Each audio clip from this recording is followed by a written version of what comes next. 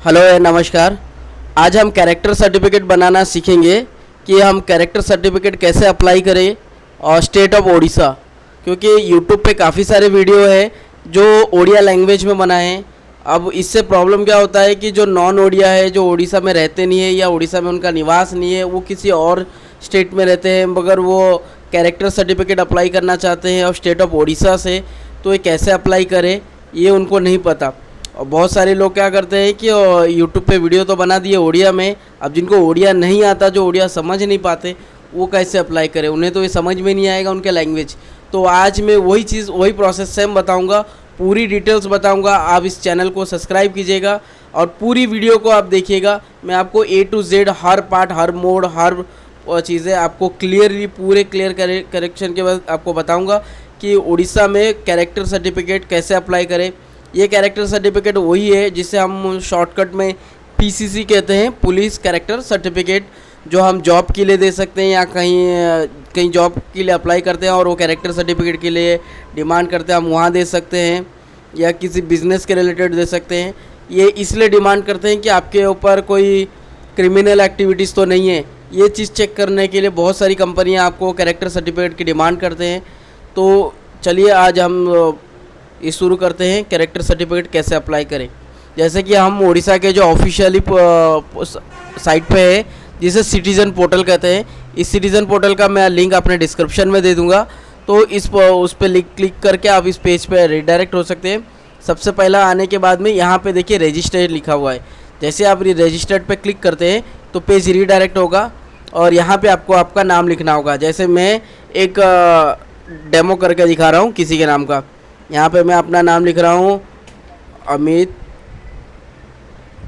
और middle name में यहाँ पे लिख रहा हूँ। ये ऑप्शनेबल है, अगर किसी का मिडिल नेम नहीं है तो यहाँ पे कुछ भी नहीं लिख सकता। फ़िलहाल मैं डाल रहा हूँ, आप चाहे तो आप रिमूव कर सकते हैं। और लास्ट नेम भी नहीं है, तो अगर आप चाहो तो डाल सकते हो, या तो एक ही नाम से काम चला सकते हो। तो यहाँ पे मैं, जैसे कि मेरा नाम है अमित ठाकुर, अब मैं नंबर डाल रहा हूँ। ये सारे डेटा फेक है, मैं आपको वीडियो शुरू करने से पहले क्लियर कर रहा हूँ कि जो भी डाटा मैं दे रहा हूँ ये सब फेक है।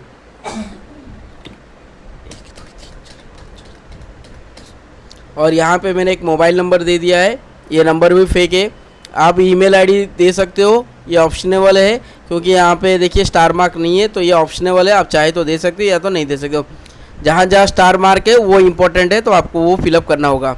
उसके बाद में मेल या फीमेल या जेंडर, तो यहाँ पे मैं मेल डाल देता हूँ। अगर आप किसी लेडीज़ का अप्लाई कर रहे हो तो फीमेल, और जेंडर का तो आपको जानते ही है, तो मैं आपको बताना नहीं चाहूँगा, तो आप अपना डाल सकते हैं। यहाँ पे डेट ऑफ बर्थ, जिस एप्लीकेंट का आप अप्लाई कर रहे हो उस एप्लीकेंट का डेट ऑफ बर्थ। जैसे कि मेरा जो एप्लीकेंट है वो 1992 का है उनका डेट ऑफ बर्थ, तो 1992 जनवरी और 1 जनवरी को डेट ऑफ बर्थ है उनका, तो 1 जनवरी 1992 का है। यहाँ पे आपको लॉगिन आईडी डालना है। अब जैसे कि यहाँ पे मैं लॉगिन आईडी डाल देता हूँ, तो सामने वाले के नाम से होना चाहिए। देखिए जो लॉगिन आईडी है वो यूनिक होना चाहिए। अगर आपकी लॉगिन आईडी यूनिक नहीं होगा तो ये लॉगिन नहीं होगा। तो यहाँ पे आप पासवर्ड दे सकते हैं। तो मैं यहाँ पे पासवर्ड एक दे रहा हूँ, जो एक स्पेशल कैरेक्टर का सर्टिफिकेट होना चाहिए। तो ये पासवर्ड कुछ डिफरेंट होना चाहिए।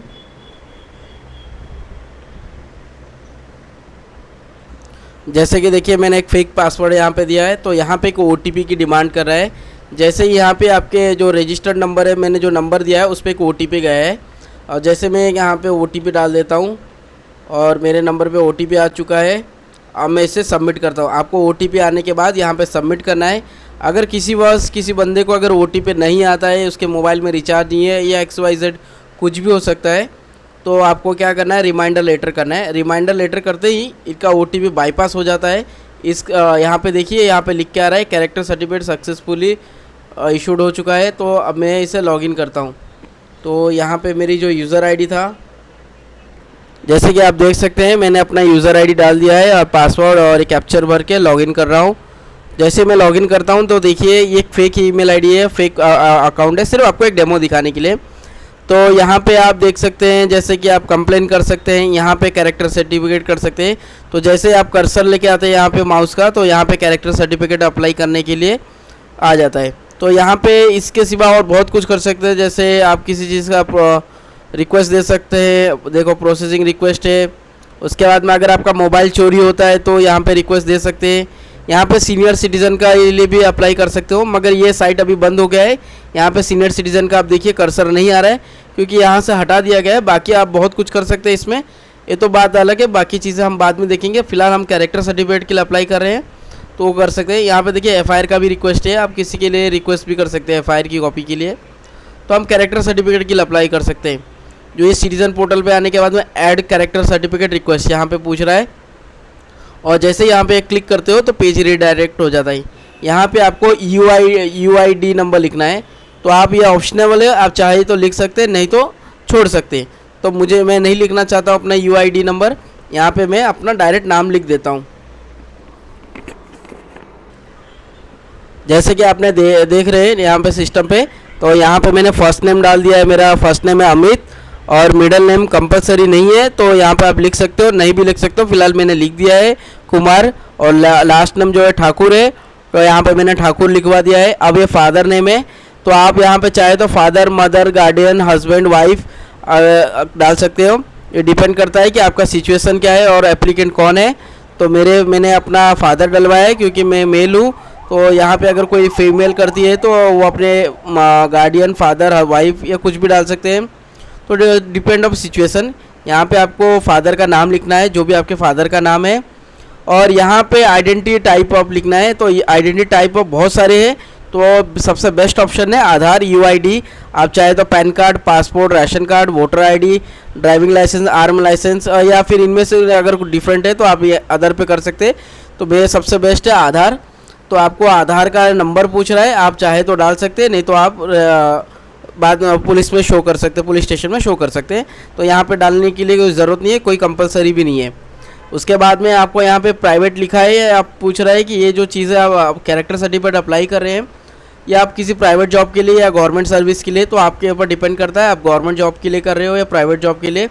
तो मैं प्राइवेट जॉब के लिए कर रहा हूँ, तो यहाँ पे प्राइवेट रहेगा। यहाँ पे आपको लिखना है प्राइवेट जॉब, यहाँ पे प्राइवेट सर्विस लिखा हुआ है, तो आपको यहाँ पे प्राइवेट जॉब लिख भी सकते हो, सर्विस भी लिख सकते हो। उसके बाद में ये जो आपको कैरेक्टर सर्टिफिकेट है, इसका मोड ऑफ क्या रहेगा। बहुत सारे क्या है, इंडिया पोस्ट से भी आता है, इन पर्सनल आता है, ऑनलाइन आता है, या किसी अदर साइट्स के थ्रू आपको लेना है तो आप ले सकते हैं, मगर सबसे बेस्ट है आप ऑनलाइन, क्योंकि ये ऑनलाइन ही आपको मिल जाएगा। जब ऐसे ही अप्रूव होगा आप ऑनलाइन इसी साइट में जाके आप ले सकते हैं। तो यहाँ पे जाके ऑनलाइन पे आपको ओके रखना है, और हमेशा इसे ऑनलाइन ही रखना है ताकि आपको इजीली मिल जाए। यहाँ पे जेंडर लिखना है, आपका मेल, फीमेल या ट्रांजिस क्या है। जैसे मेरा मेल है तो मैं यहाँ पे मोबाइल नंबर लिखना है। उसके बाद में यहाँ पे आपको डेट ऑफ बर्थ डालना है। जैसे कि मैं इसका जो अप्लाई कर रहा हूँ ये डेमो है, तो इसका डेट ऑफ बर्थ है 1992, जनवरी का महीना है और 1 तारीख है। तो ये ऑटोमेटिकली कैलकुलेशन कर लेता है। जैसे इनका ईयर है 1992, 31 साल के बंदा है, 31 मंथ का बंदा है, 10, ये इनका कैलकुलेशन जो भी है आ जाता है। उसके बाद में ये अगर सेक्शन फिलअप करने के बाद में आपको यहाँ पे आ जाना है। यहाँ पे देखो, यहाँ पे एक चीज़ है, कभी कॉल अगर नहीं आता है तो यहाँ पे 91 करना है, क्योंकि कभी कॉल यहाँ पे 91 नहीं आता है तो आपको डालना है। 91 डालने के बाद में ये अपने इंडिया का कोड है। उसके बाद में ये आ जाता है आपका एड्रेस सेक्शन। एड्रेस सेक्शन पे यहाँ पे आपको क्लिक जैसे ही करोगे आपको एड्रेस पूछेगा। जैसे कि हम एड्रेस डालते थे रूम नंबर 117, तो यहाँ पे मैंने रूम नंबर लिख दिया है। जैसे कि मेरा रूम नंबर है 117। अब मेरा जो बिल्डिंग का नाम है, यहाँ पे देखो एक्चुअली लिखने के लिए स्पेस थोड़ा कम है, तो आपको इसी 4 लाइन में ही आपको जो भी जस्टिफाई करना होगा। यहाँ पे रूम नंबर लिखना है, जिनका रूम नंबर नहीं रहता है और उनके मकान मालिक को पूछ के उनका प्लॉट नंबर लिखना है, क्योंकि उड़ीसा में काफ़ी सारे ऐसे जो रेसिडेंशियल है जिनका रूम नंबर है ही नहीं, प्लॉट नंबर लिखते हैं, तो उनको आपको प्लॉट नंबर लिखना है। उसके बाद में आपका एरिया का नाम, तो जैसे कि मैं एक कोऑपरेटिव हाउसिंग सोसाइटी में रहता हूं, तो मेरा जो बिल्डिंग का नाम है विजयनगर हाउसिंग सोसाइटी, और जो रोड का नाम है आप अपना डाल सकते हैं। फ़िलहाल मैंने यहाँ पे लिख दिया है पैरामीटर रोड।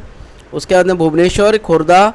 उसके बाद में यहाँ पे एक ऑप्शन वाला आता है आपका पुलिस स्टेशन, डिस्ट्रिक्ट, तो आप किस डिस्ट्रिक्ट में रहते हैं, तो यहाँ पे आपको अपना डिस्ट्रिक्ट लिखना है। जैसे कि मेरा है खुर्दा, तो आप देख सकते हैं भुवनेश्वर में खुर्दा 2 तरीके से लिखा जाता है, KURDA और एक KURDA लिखते हैं, कुछ KUDH लिखा नहीं रहता है। तो आप थोड़ा देखिएगा इसमें। तो उड़ीसा में 3 प्रकार के खुर्दा लिखा जाता है, आपके इसमें जो आपने ऑप्शन लो आप लिख सकते हैं। उसके बाद में आपको पुलिस स्टेशन पूछता है, तो आप किस पुलिस स्टेशन से, तो जैसे कि मेरा यहाँ पे खुर्दा है, तो जो भी आपके इनमें से है तो आप डाल सकते हैं। अगर इनमें से आपका अगर कोई पुलिस स्टेशन नहीं आता है तो आप यहाँ पे डिस्ट्रिक्ट में चेंजेस कर सकते हैं। तो जैसे कि मेरा जो पुलिस स्टेशन है वो धौली है, तो वो इसमें नहीं है। तो यहाँ पे देखिए UPD भुवनेश्वर, UPD कटक। तो यहाँ पे UPD जो अर्बन एरिया है, रूरल एरिया है, उनके लिए UPD लगता है। तो जैसे मैं UPD भुवनेश्वर सेलेक्ट करता हूँ, मेरा डिस्ट्रिक्ट जो है खुर्दा है, मगर मेरा पुलिस स्टेशन मुझे उस खुर्दे के डिस्ट्रिक्ट में नहीं मिल रहा था, तो मैंने UPD भुवनेश्वर डाला क्योंकि अपर अर्बन एरिया में आता है। तो यहाँ पे देखिए मेरा पुलिस स्टेशन आ गया धौली, जो कि उस लिस्ट में था नहीं। तो काफ़ी सारे पुलिस स्टेशन है जो उस लिस्ट में नहीं था, इन लिस्ट में आ जाएगा। तो यहाँ पे UPD भुवनेश्वर डालते हैं क्योंकि यहाँ पे पूरे एरिया में से 2 ही जगह पे है, क्योंकि एक अर्बन है एक रूरल है, तो 2 भुवनेश्वर है। तो आपका अगर अर्बन में इसमें नहीं मिल रहा है तो आपको अर्बन में देखना है, रूरल में नहीं मिल रहा है तो अर्बन में देखना है। जैसे अर्बन पे UPD भुवनेश्वर डालोगे तो आ जाएगा। तो अभी मेरा पुलिस स्टेशन है धौली, तो मैंने धौली डाल दिया और यहाँ का पिन कोड मैंने डाल दिया है कि ये मैं इस एरिया में रह रहा हूँ, इस पिन कोड में। और यहाँ पूछ रहा है कि कितने सालों से रहते हो, तो मैं यहाँ पे 10 सालों से रह रहा हूँ, 10 साल 2 महीना। तो अब ये पूछ रहा है कि आपका ये जो एड्रेस आपने यहाँ पे फिलअप किया ये आपका परमानेंट एड्रेस है या फिर टेम्परेरी है। तो अगर आपका ये परमानेंट है तो यस कीजिएगा, अगर नहीं है तो यहाँ पे आप अपना एड्रेस फिलअप कर सकते हैं। मगर मेरा ये प्रेजेंट एड्रेस ही परमानेंट एड्रेस है, तो मैं यहाँ पे यस कर देता हूँ। तो यस करने पर ये सारा डेटा ऑटोमेटिकली फिलअप हो जाता है, तो आपको एडिशनल कुछ भरना नहीं पड़ता है। उसके बाद में एफिडेविट आ गया है। यहाँ पे अगर आपका कोई क्रिमिनल बैकग्राउंड है या फिर कोई क्रिमिनल केस है तो आपको यहाँ पे लिखना होगा यस करके। आपको अपनी क्रिमिनल एक्टिविटीज़ क्या था, कौन से CRP के अगेंस्ट आप अरेस्ट हुए थे, जो भी था आप यहाँ पे लिख सकते हैं। मेरा यहाँ पे कोई भी क्रिमिनल रिकॉर्ड नहीं है, तो मैं यहाँ पे नो रखूँगा और टर्म्स एंड कंडीशन पे एक्सेप्ट करूँगा कि मेरा ऐसा कोई क्रिमिनल बैकग्राउंड नहीं है। उसके बाद में हम 4th स्टेप पे आ जाते हैं, ऐड डॉक्यूमेंट। तो यहाँ पे मैं आपको बता दूँ कि यहाँ पे जो डॉक्यूमेंट है आपको प्रूफ ऑफ ID प्रूफ लगाना है, और एड्रेस प्रूफ लगाना है। तो सबसे पहले आपको एड्रेस प्रूफ है, जो एड्रेस प्रूफ है वो 100 KB में ही होना चाहिए।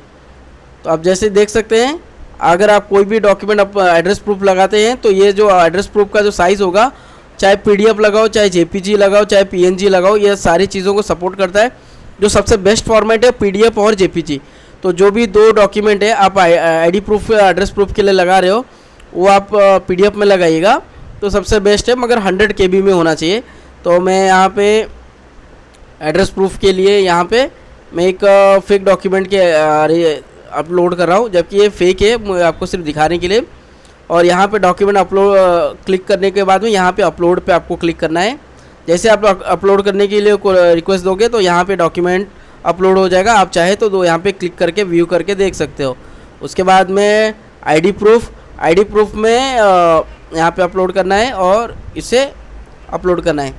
तो ये आपका ID प्रूफ आ गया, देख सकते हैं 2 आ गया। अब रह गया एक फ़ोटोग्राफ जो है JPG होना चाहिए। JPG के सिवा वो दूसरा कुछ भी पिकअप नहीं करता। तो ये एक फ़ोटो है जो डमी है फ़ोटो, ये देखिए मैं अपलोड करने की कोशिश कर रहा हूँ और देखिए यहाँ पे एरर आ गया है क्योंकि ये फ़ोटो JPG में नहीं है। तो हमें इसे JPG में कन्वर्ट करना है और 100 KB में रखना है। तो JPG में मैं उस फ़ोटो को कन्वर्ट नहीं कर पाया क्योंकि मेरे पास समय का थोड़ा अभाव है। तो मैंने एक दूसरे का किसी और का फ़ोटो उठा के यहाँ पे मैं अपलोड कर रहा हूँ डेमोन्स्ट्रेशन के लिए। तो देखते हैं फ़ोटो अपलोड होता है कि नहीं। तो देखिए फ़ोटो भी अपलोड हो गया है। तो आप चाहे तो यहाँ पे फ़ोटो को क्लिक करके आप व्यू करके देख सकते हो जो फ़ोटो डाउनलोड हो चुका है, ठीक है।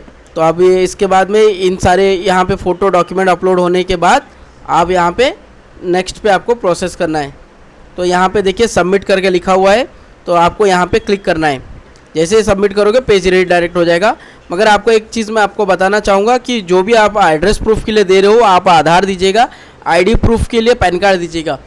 हमेशा जब भी उड़ीसा PCC के लिए आप अप्लाई करते हो तो आपको 2 डॉक्यूमेंट लगाना होगा, एक है ID प्रूफ और दूसरा है एड्रेस प्रूफ। ID प्रूफ में के लिए आप पैन कार्ड लगा सकते हो और एड्रेस प्रूफ के लिए आधार कार्ड। मगर किसी के पास अगर पैन कार्ड नहीं है तो वोटर ID भी लगा दोगे तो भी काम चल जाएगा।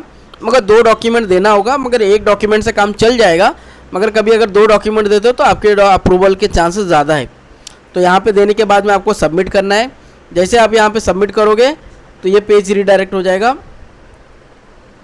देखिए जैसे मैंने सबमिट पे क्लिक किया है तो देखिए पेज रीडायरेक्ट हो चुका है।